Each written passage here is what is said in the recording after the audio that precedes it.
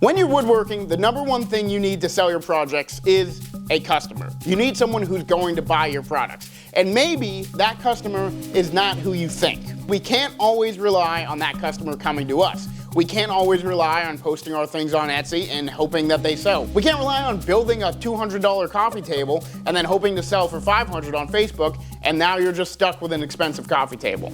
You need to go find the client. Over the past 2 months, I've been going around to different businesses and stores and seeing what people sell, what they have, what they need, and I've put together a huge list of things that you can do to make money woodworking that you probably didn't think about. So, let's get into it. I've taken loads of photos of tons of wooden things from stores because that's kind of what I do already. When I go into a store and I look at something and go, oh, that's kind of cool, I could make that, I take a photo of it. Recently I saw this photo. It's a little tree and it was at Men's Warehouse in Alabama. Don't ask why I was there.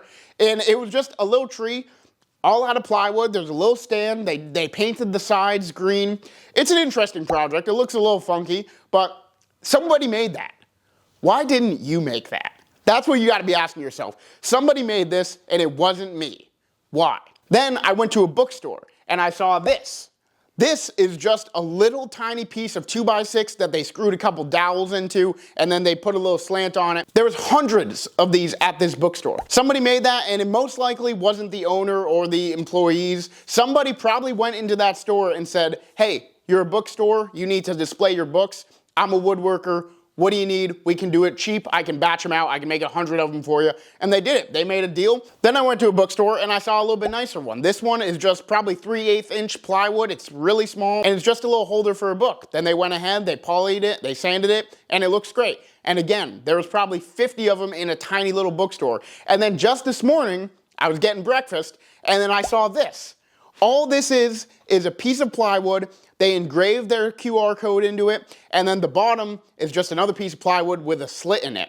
And then I went to the mall. I saw a piece of wood with a slit in it, and then they put up this little Harry Potter sign. Somebody had to make that. I started looking at the shelving units. There's so many shelving units. I'll throw pictures up here. There's so many different shelving units that are either made out of wood or can be easily made out of wood. So go into these stores. Go to the mom and pop shops. Tell them, hey, I'm a local woodworker. I'm just trying to make a few extra bucks. I'm trying to help out the community. What do you need? They've got candles. Boom. There's a candle rack. All the candles slide in there. Somebody made that. Why didn't you make it? That's the question of this video. Somebody made it and why wasn't it me? I walked around the local mall here for like 20 minutes and I saw this in the window.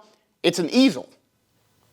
Why didn't I ever think about making an easel before? It's an easel. I don't know, someone makes an easel. It's probably some big company, they batch them out. But smaller artists, maybe they don't want to go buy a big easel from some company. Maybe they just want one, you know? Maybe they have to get 100 and they only want one. If you go to a local artist, go to a farmer's market or a craft fair, there's always people selling art. Go up to them and say, hey, do you need anything made? Do you need an easel? I can make an easel, it's not that hard. Then I saw this in the window of that same store with the easel. It's just a tree out of 2x4s. You've probably seen these all over YouTube this time of year. People make these, but somebody made that and they went to the owner of that shop and they said, hey, can I sell this in here? So that's another opportunity for you. Just make a bunch of stuff and go into local mom and pop craft stores, collectives, you know, they're always called like Vermont Collective or something, you know. So you go in there, go with a bunch of products and say, hey, I'm trying to sell these. What do you think? And if they turn you away, say, you need any stands made? You need any displays made? I can't tell you the amount of displays I've seen that are crates. Just crates. Crates at Walmart, 10 to 15 bucks. Make some crates. Crates are easy. Just go in there, say, hey, you can hold your stuff in it. You can flip it upside down and display your stuff on it. Crates are a really easy thing to make, and you could definitely make some good money making them. This one, another local shop, they weren't even selling this. This was a charcuterie board with legs pretty much, so it elevated it off the table a little bit, and they were selling bowls in it. Somebody made that.